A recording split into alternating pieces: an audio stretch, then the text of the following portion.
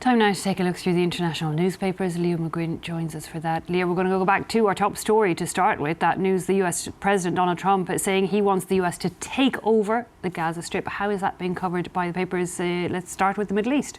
Well, I'll start with Al Akbar Eve, which is a Lebanese paper with close ties to Hezbollah. After announcing his intention to clean out Gaza a few days ago, the US president is persisting, opening a new chapter in the war, according to the paper's front page. They refer to the maximum pressure being applied by Washington to encourage the displacement of Gazans. Al-Had, which is a Jordanian daily, describes Donald Trump's statements as a total surprise, especially when he says that he's considering transforming Gaza into a Middle Eastern Riviera.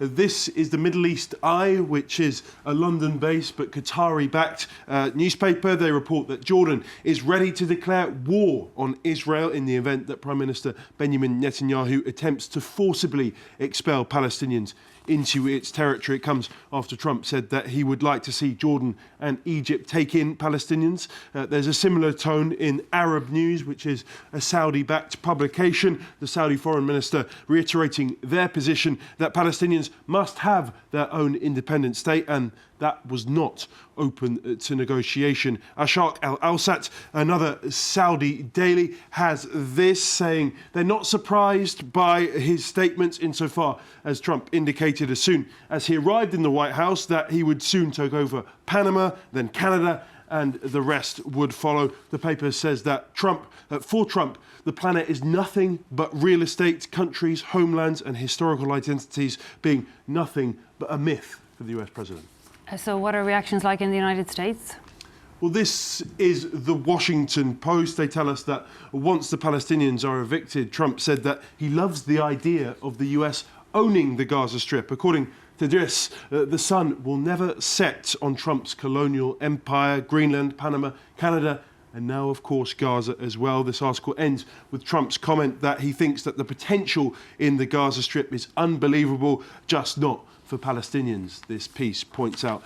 In Israel, Haaretz talk of Netanyahu being handed a political lifeline. The PM can return to Israel with credibility that he can dangle in front of his far-right coalition partners. This piece also points out the irony of Trump talking about Gaza having become hell while standing next to Netanyahu. It begs the question, who exactly does Trump think that made every building in Gaza uninhabitable and therefore responsible for the required displacement? Sticking in Israel with the Jerusalem Post, they report that Trump told the paper that Jordan and Egypt won't tell him no when they're asked to house refugees, despite the fact that both countries have made it very clear that they won't be doing so.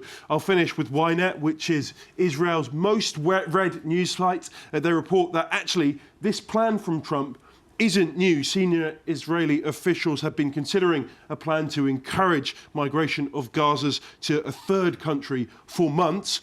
But according to this, that third country is neither Egypt nor Jordan. Okay, interesting to see what country they might be thinking of. Let's move away, though, Leo, from the Middle East. There's a few other articles you've picked up on, notably one about Google and artificial intelligence.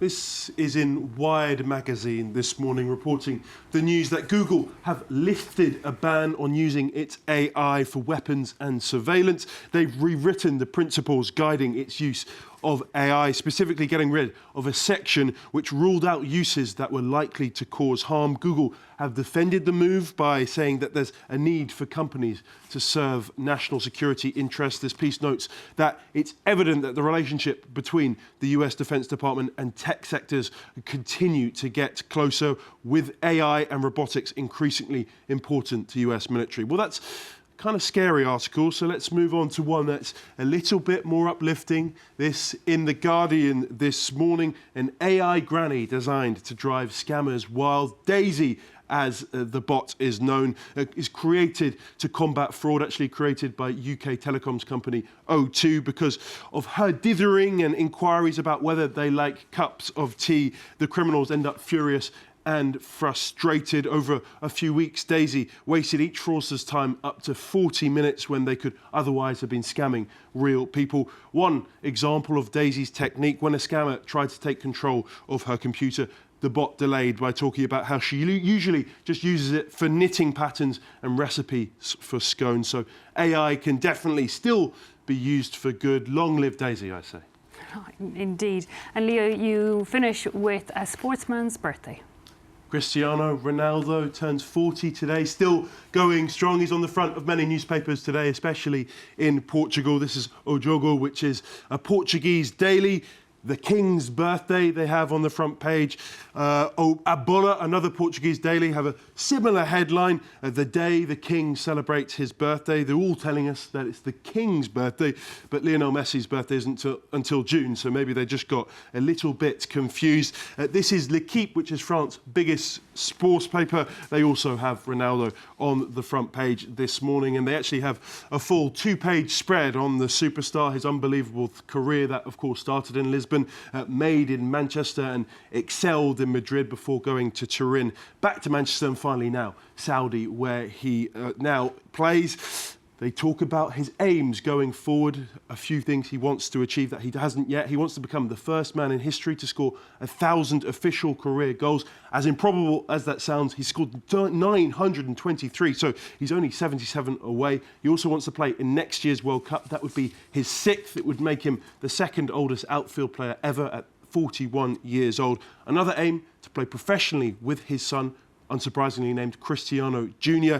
He's in the youth team, but he's only 14 years old, so it's hard to see that happens. But 2024 was the year that we saw LeBron James play with his son, so who knows? Cristiano Senior and Junior, maybe next. Maybe if Cristiano keeps on going till he's 45, and it's not impossible. He's still going strong at 40. So it definitely looks at Asher 40 is the new 30, isn't it, Leo? Thanks a lot for that look at the international papers. Time